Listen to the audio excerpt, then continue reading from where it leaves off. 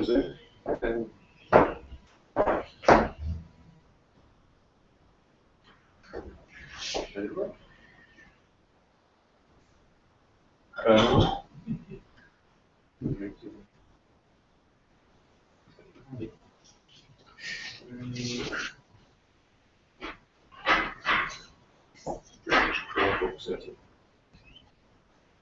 What are you pressing it? Anything that lit up. You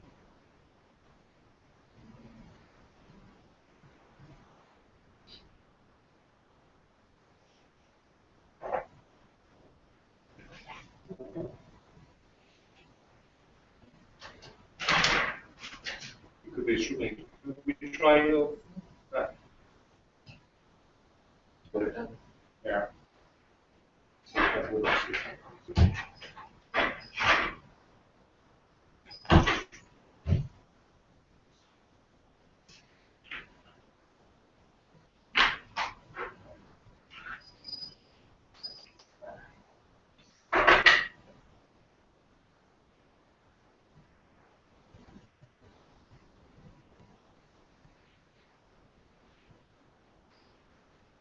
Is that a secret?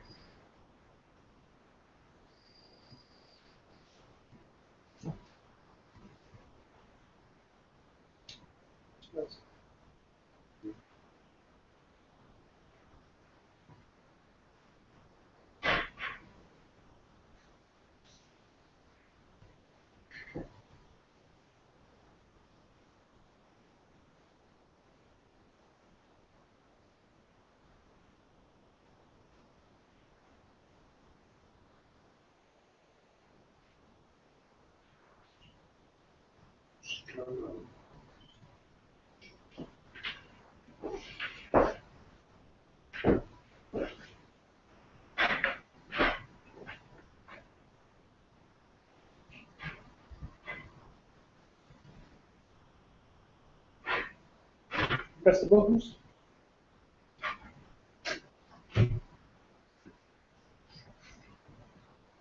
That's working. Right, okay, so. Whatever channel that is. Is that the PC channel? It's on there.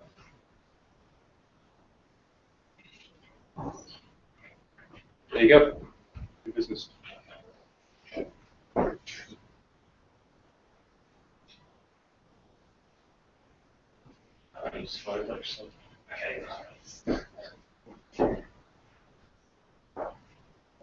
If you ask a question, can you repeat the question back for the benefit of the recording? Yes. Thank you. Oh, this is not connected. Oh. Yeah, I'm actually going to.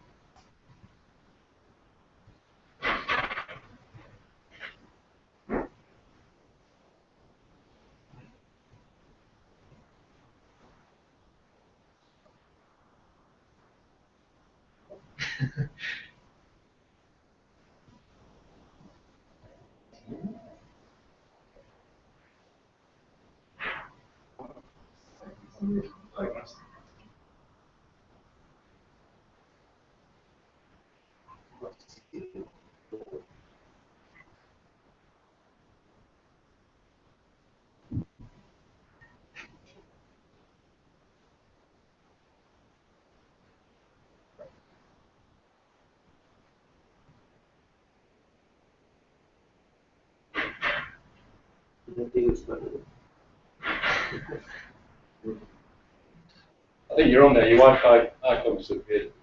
Oh, right, yeah. So, just try to.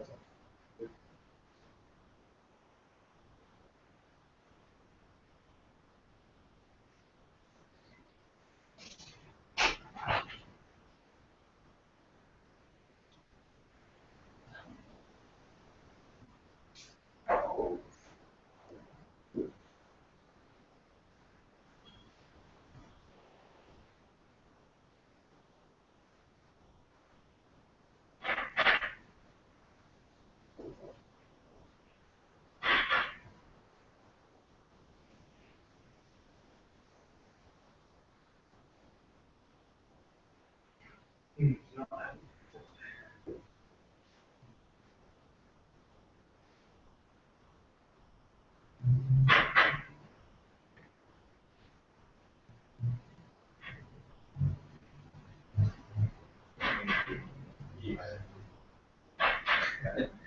it just, it's just acquiring?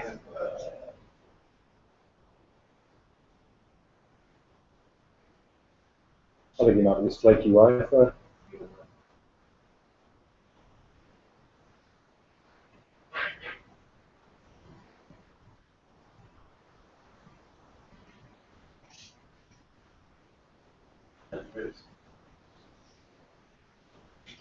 Oh dear, right, so just go without slides.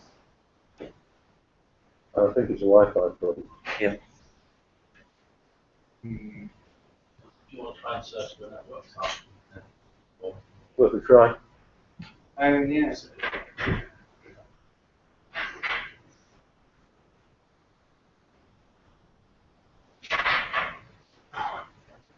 Just record.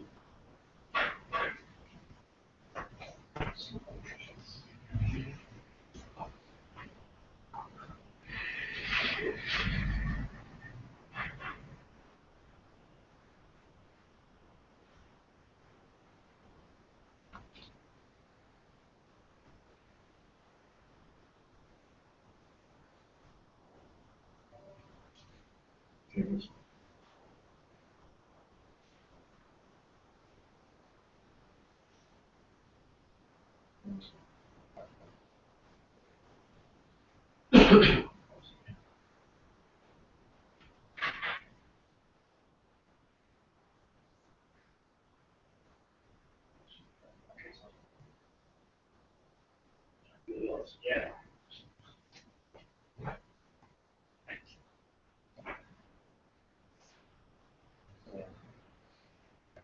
It's the little yes.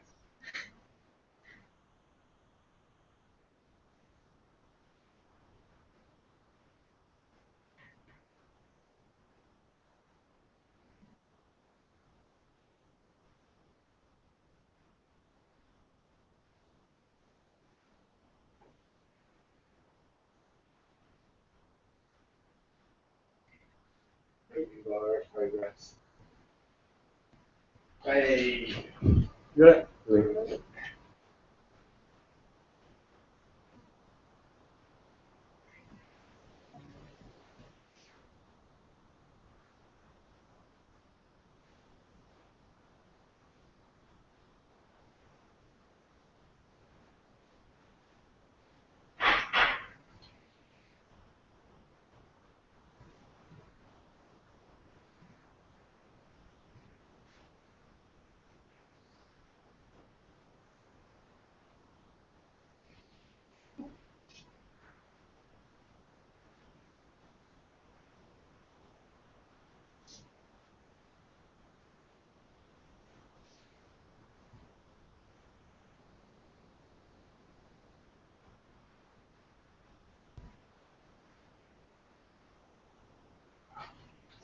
Goodness sake.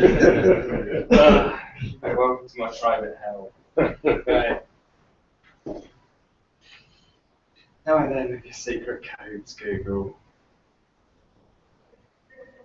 Right.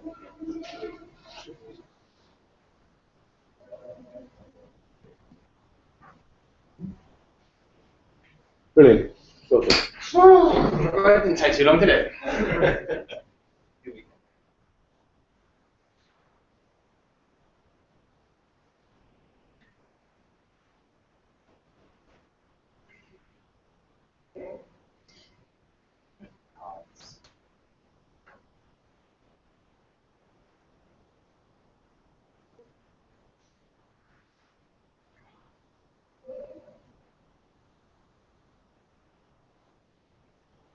Loading. Jackpot. There we go, there we go, there we go. Right. I'd like to start by asking you a question. It's rhetorical, there's no need for hands in the air. But what I want to know is how much you value your education. Specifically, I want you to think about how much you value the web development skills that you learn at university versus the web development skills that are self-taught or that you learn from peers or colleagues in the first few months of starting work. I'm going to be talking to you today about Open Drupal and the Drupal Apprenticeship Scheme. They're two projects that I'm part of. And I'm hoping to show you that with actually very little effort on your part, you can have a positive impact on the UK Drupal community and on your local community in real life. My name is Crispin. I have been a web developer for well over 15 years. I've been working with almost exclusively with Drupal since 2006 when we were on version 4.7. I head up tech and digital strategy for White Fuse in London.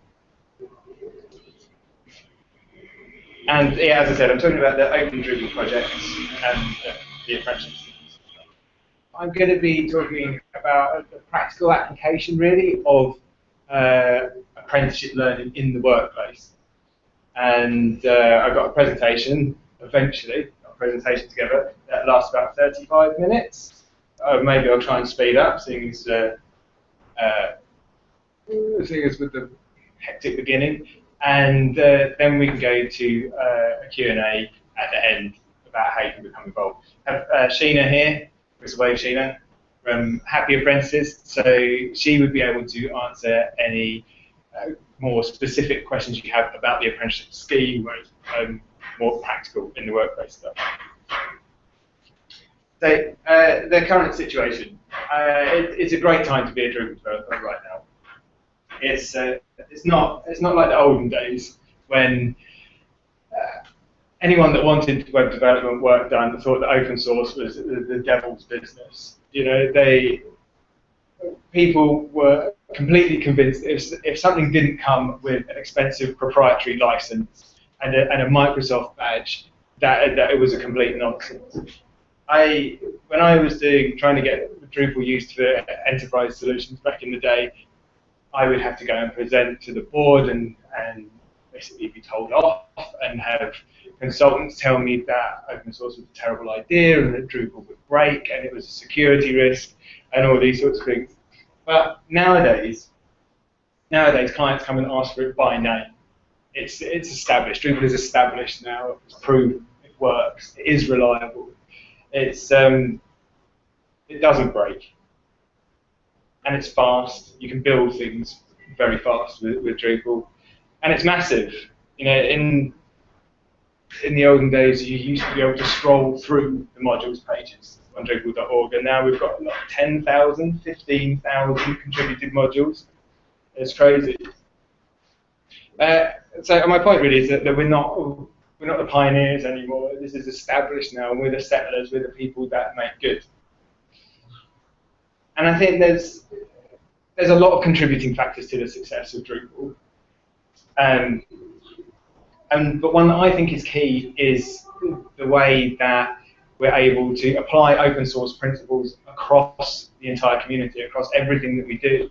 So not just with technology, not just in contributing to core, contributing modules and themes and being on forums, also things in real life, like for instance this event, which wouldn't be possible unless people in the community were prepared to give up their time and in some cases money in order to put on an event for the community and make the community stronger. So let's just take a moment to be chuffed to be part of this amazing community, and let's have a wee round of applause for the people organising the DrupalCamp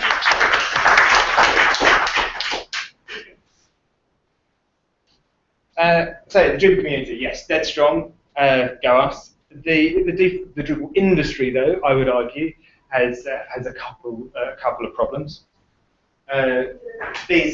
As I see it, there's a skills shortage, and there's also, I believe, a slight lack of standards.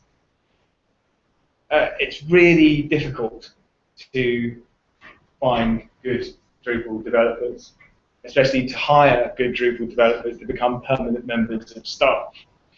And this is not just a UK thing. I've talked to people from Finland and from Spain and from the States, and it's similar all over. And that's not to say that there aren't good Drupal developers, but a lot of them are they're already placed or they're contracting, because the contracting market is really good, and that makes it difficult to build to expand solid teams.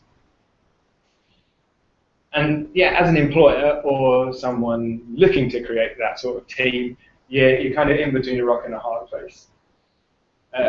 Even relatively inexperienced people are still quite expensive, and when you see on a CV 3 years Drupal experience, that very rarely means 3 years of actual experience working with Drupal.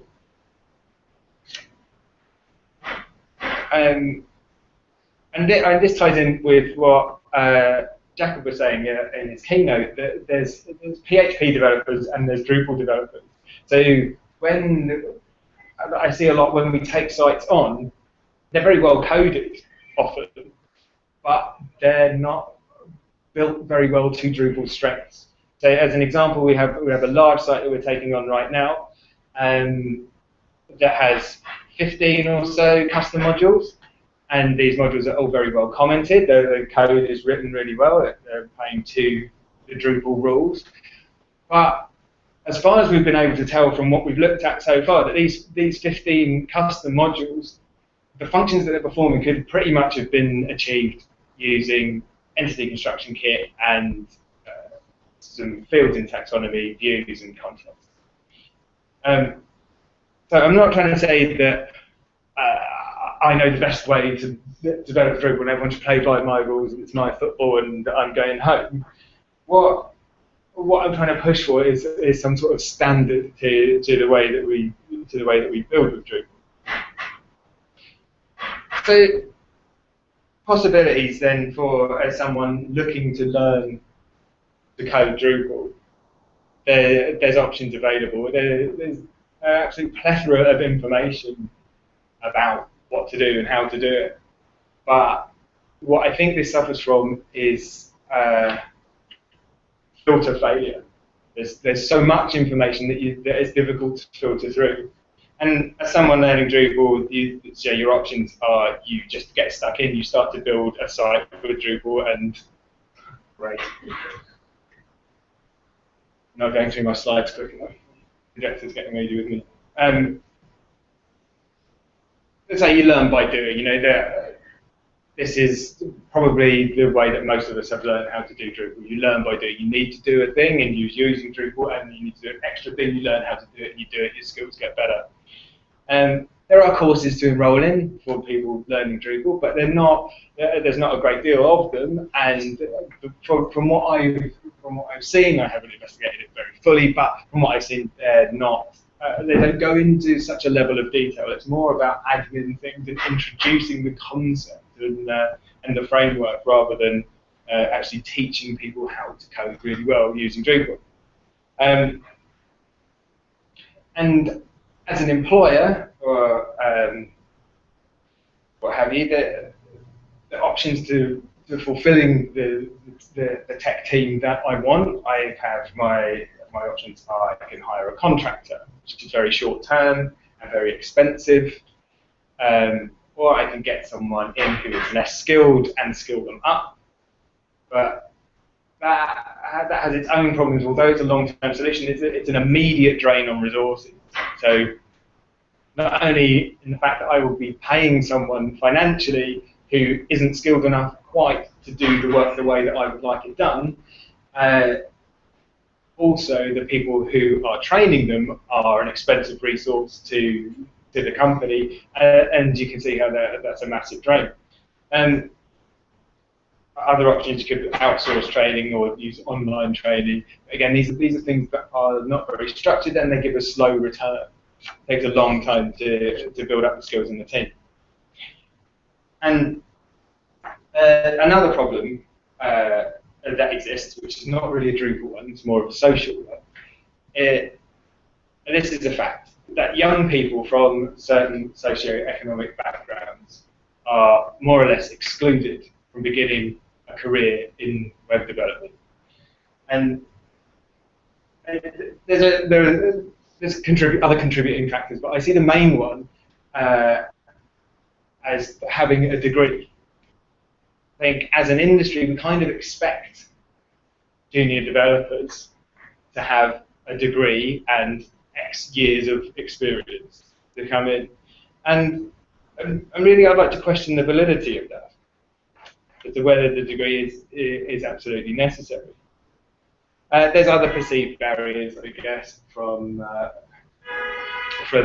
people that we see web developers, programmers as geeks, as nerds, people who were good at school and good at maths and this sort of thing. But I would argue that actually web development, the skills that you're really looking for are lateral thinking and multitasking, being able to solve big complex problems fast and simply. I think it was Bill Gates saying that if he's got a line of programmers, one he's going to hire is the lazy one, because the lazy one is going to find the quickest, simplest way to program the optimum result. So, just to recap then, there's a skill shortage in the industry. It's difficult to hire permanent staff, and it's difficult to hire junior staff. And there are young people from certain socioeconomic backgrounds that are excluded from starting a career in web development. So it seems an obvious solution to me to these problems is an apprenticeship scheme, but a good one. Not one where some poor fools are woken up at 4:30 in the morning and to chase around the East End with a camera crew following them, wait for them to say something stupid. And not one where someone is taken off a job seeker's allowance and made to go and make tea in an office for a year and not really learn anything, get paid half of minimum wage. What we want is a year-long placement where the apprentices can learn proper, usable, billable, useful web development skills and start to build a career for themselves. And as an employer, you want to have junior staff that are financially viable and are not a drain on resources. And I think that the Drupal framework really lends itself really well to this sort of approach. I have, this is my nan, I have an analogy about Drupal development where I was trying to explain what I do for a living to my nan. So I'm telling you it's like this. If you imagine that a website is a kitchen, Drupal is a flat pack kitchen, and then you need a load of people to get this kitchen together.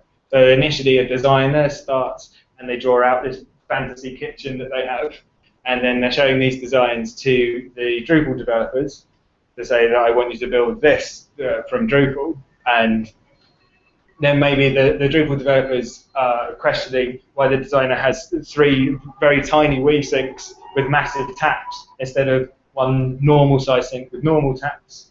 But the designer's emphatic that this is how it must go, and the client's very on board with 3 tiny Wii sinks. And so the Drupal module developers, they're the people who are going to have to find a way to plumb in these 3 weird sinks, because no one's done that in a flat pack kitchen before. And whilst they're doing that, you have your Drupal site builders, and they're the people putting the kitchen together, putting the covers together and putting them in the right place. And then your Drupal themers are outside having the tab because they're not needed yet. They're going to do the finessing. Once the cabinets are in, they're going to do the tiling. They're going to do the designs on the walls, and then they're going to finish it off and make it look like the designer's fantasy kitchen. So what I'm trying to illustrate here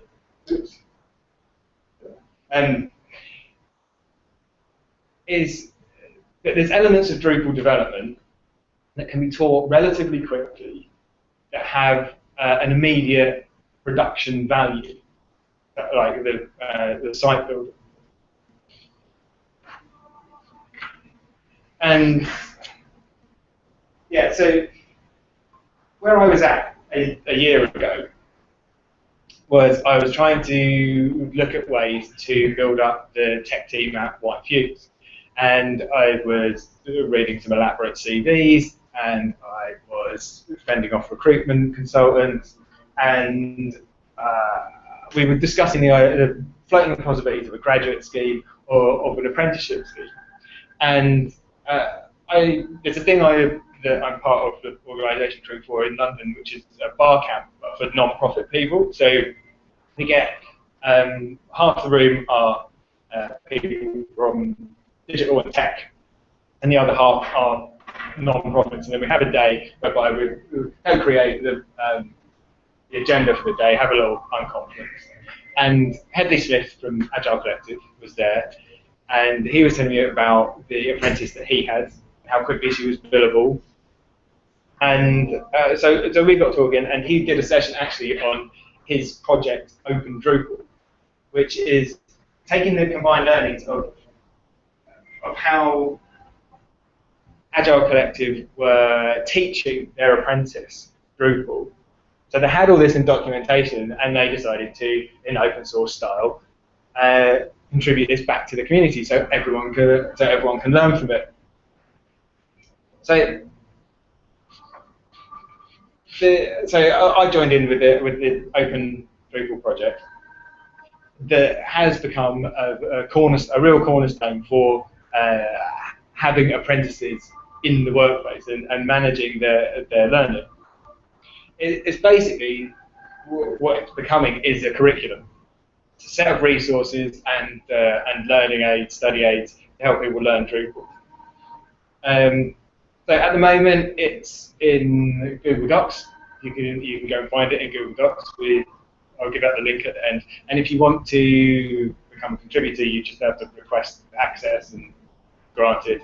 It will be moving to GitHub at some point in the near future, but maybe I'll come back to that. So what the aims of the Open Drupal at the moment are building up on these resources and getting all of these resources, all these documents, added to, created, and peer-reviewed by knowledgeable people in the community.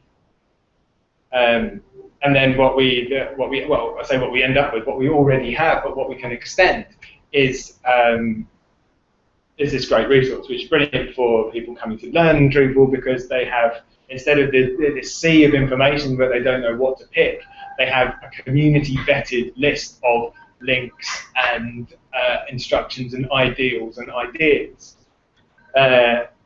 And as an employer, you have a free open source training resource that you can rely on to be peer-reviewed within the community. And then as the community, what the community benefit is we get an emerging set of standards of how we develop Drupal. Yeah, the aim long term is to grow Open Drupal to become this full curriculum, a complete syllabus of Drupal. And I don't know exactly where this will go, but we have ambitions to maybe even make an actual course, an accredited course, or extend the apprenticeships that we're already working on to become industry-led apprenticeships. Our ops manager at White Fuse, Kelly, she's already worked through quite a lot of the Open Drupal work, and now from having no technical experience whatsoever, now she has joined the support team and takes on support requests that are more content admin sort of support requests, and she deals with them without having to pass them on to developers. So we had a hack day back in December for Open Drupal. Lots of people were there involved in the project, and not just Drupal people.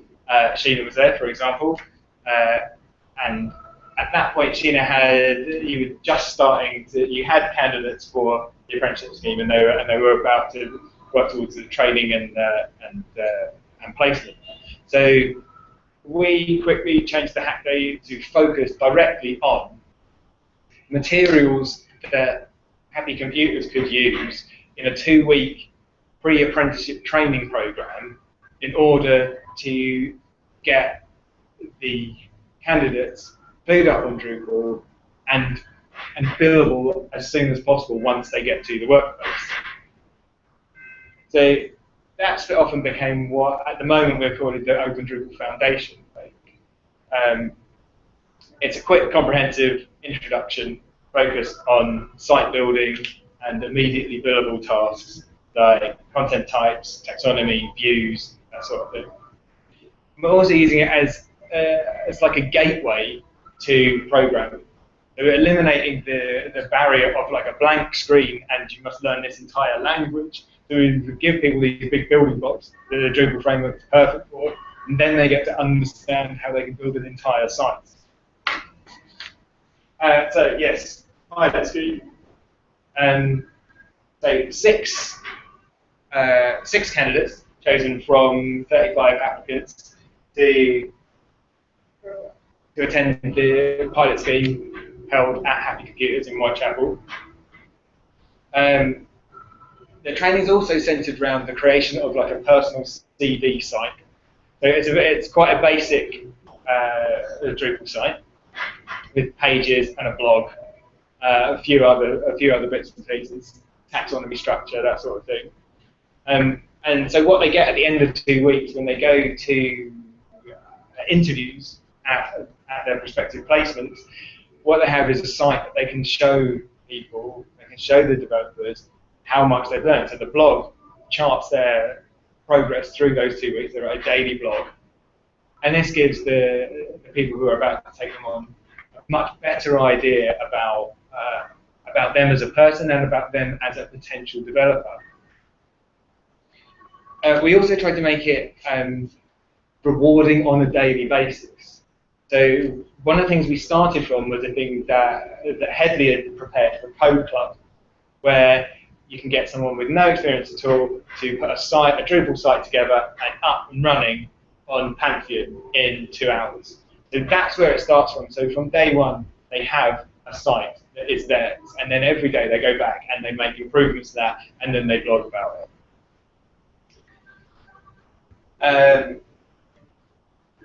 That's all our apprentices.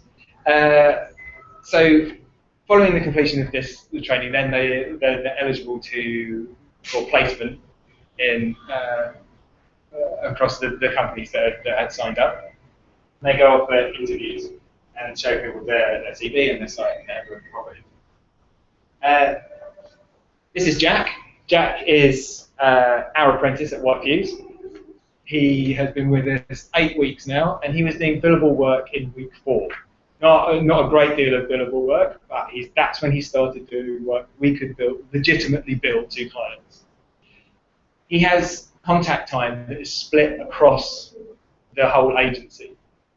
So in order to like spread out the weight of the potential resource drain that he could do. Every week we have a staff meeting on a Monday morning. I suppose that's quite normal. And one of the things we do at that meeting is try and identify, so as a group we all meet, and then basically the production team say, right, we're working on this project at this time, this person needs these 2 projects, and we plan out the whole week. We also identify areas where Jack can do some work. So it might be something that he can do by himself that is then reviewed, or it might be something that he does with another developer. It may well be that he just ghosts a developer, just sits with them as they perform like a couple of hours of task, and they can tell him what they're doing while they're doing it, but without actually impeding on their progress, on actually getting the work done. He also does a lot of work with Matt, the support manager, watching how support requests come in. So he's getting an understanding of how the agency works as a whole in looking after the sites that we put out. We don't just put a site out, there you go, that's your site, goodbye, never speak to you again. He gets an understanding of the sort of support requests and stuff that are coming in. He also comes to a lot of meetings, not for input as yet, but he he comes to meetings from across the whole life cycle of a project. So he will come to pitch meetings, and he will also be at some client meetings, right the way through from build strategy meetings to UAT and QA and launch, stuff like that. So then you get to a proper understanding of the full life cycle of projects. He also has his own downtime project, for want of a better word, which is quite ambitious and quite complicated site, but it is designed to take him a year to build this site. It's called Artist Unsigned, and it's a website to promote unsigned music in the UK. So to help him along with that downtime project, he has a Drupal mentor, who is Welly, our senior Drupal dev, and he has a coach, which is me. So he has 2 hours a week with Welly dedicated, and half an hour with me. And in that half an hour, me and him will review what he did last week, and I may give him a few pointers, and then we'll plan out the following week. And also, in that half hour, I will book him time with other members of staff. So it's not just about him spending all his time with the Drupal team. If in the coming week there is some design challenges, I will book him time with Owen and Amy. If there's content to be looked at, or marketing stuff, I book him time with Mary, and if there are front-end stuff, I book him time with Miles or Chris, and then the back-end stuff is covered by Al and me. So what I'm trying to get across really is how we fitted Jack into the agency life, and how it's just not a drain on resources at all, because we've split it out across everyone. And in fact, he's doing interesting, potentially billable work already, and we tend to put more billable stuff his way.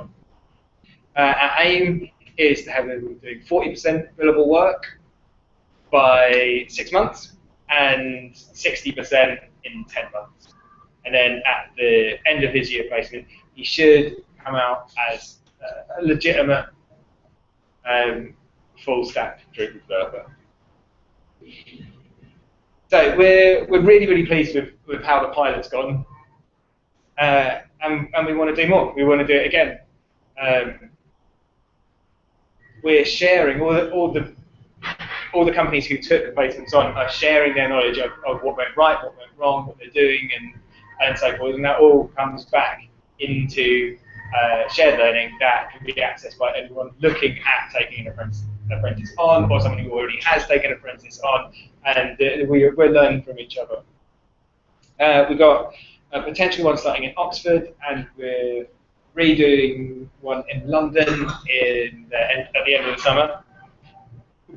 And all we need really to do another one is placements, potential placements. And so once we can have a viable option for the opportunity for someone to go and work somewhere for a year, what we want is 4, right? 4 minimum, but we're at 4, 6, 8. As soon as we have that opportunity for placement, we can start another scheme. And that's what we like to do up here.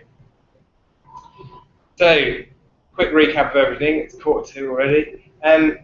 Great time to be a Drupal developer, but there's a skill shortage and arguably a lack of standards. It's not quick enough with the slides. There's young people who are excluded from starting a career in web development unnecessarily. We have Open Drupal as a resource for training people in the workplace, both from the eyes of the trainee and the trainer. We have all this shared learning from partners to support organisations who are considering taking on an apprentice. And we have proof of concept. So proof of concept in Jack and the other apprentices. So, what do I want?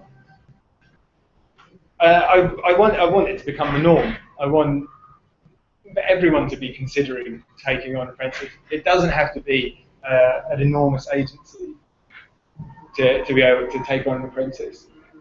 You can do it from small agencies too. So I want to talk to people who may consider taking an apprentice on. I would like to talk to people who could give up a day or two to become a mentor at the pre-apprenticeship training that we run. I'd like to talk to anyone who would consider joining the Open Drupal project and refining and reviewing the documentation we have done and creating new documents as well. I'd also like people to talk about it and to blog about it and to tweet about it, because in order to get the message out, it comes through the community, right? Drupal Apprenticeships, now a thing. That's me done.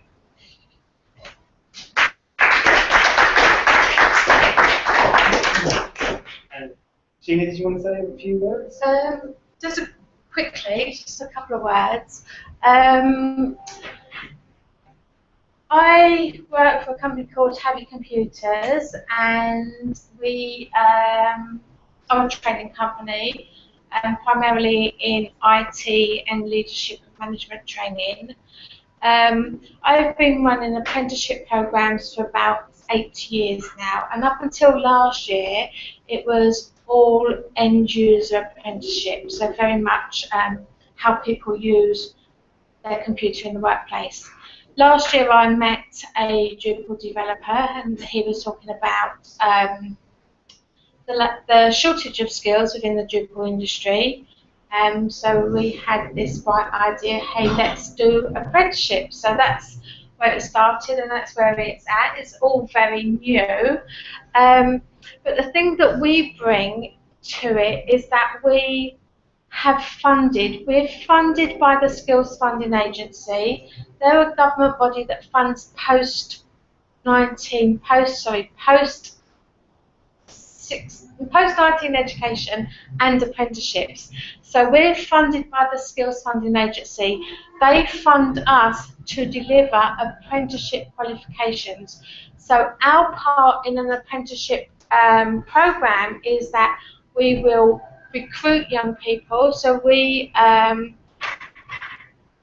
put the job vacancies. There is a National Apprenticeship Service, a government body again.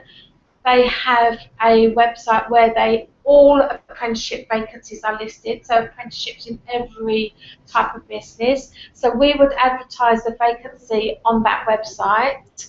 We would filter all of the applicants. We would interview the appropriate applicants, and then we would choose the right people to do the apprenticeship course. So we support the pre-apprenticeship course, which is, as Crispin mentioned, is a 2-week course, and then from there we engage with the employer and talk to the employer about the next steps of taking an apprentice, and talk to the employer about interviewing potential apprentices. So for an employer, all of this comes free of charge. There's no cost. There's no cost for the recruitment, there's no cost for the training, and there's no cost for the ongoing support that the apprentice has over the coming year. The part of the apprenticeship package is a year-long program, and they, as well as an apprentice is pretty much learning on the job. But as well as that, they do have some structured training. They come together for classroom training, possibly 1 day a month, and they're supported by us. We come into the workplace to make sure they're getting on okay and everything's going well, and all of this is funded, so it's a very cost-effective way of getting in new members of staff. That was it, really. Have we got any questions?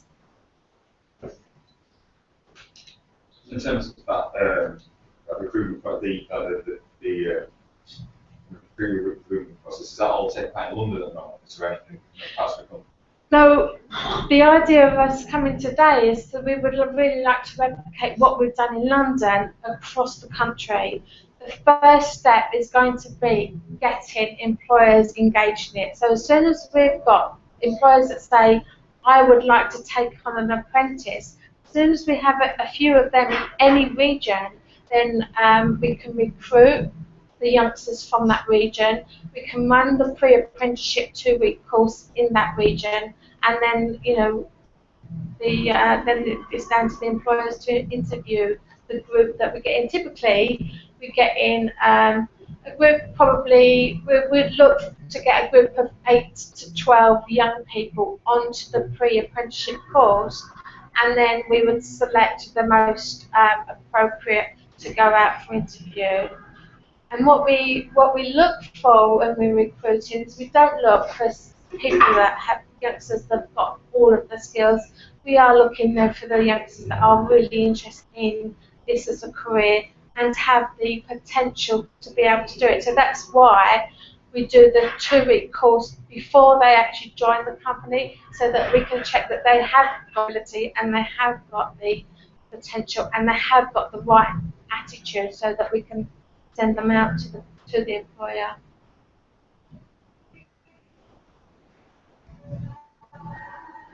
Anyone else? Right, lunchtime then. Come and talk to us afterwards.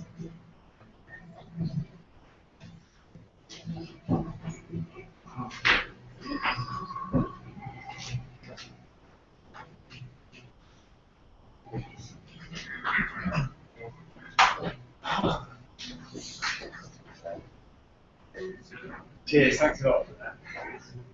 Yeah, that's fine. I just said that it's more legal than what you're saying. Just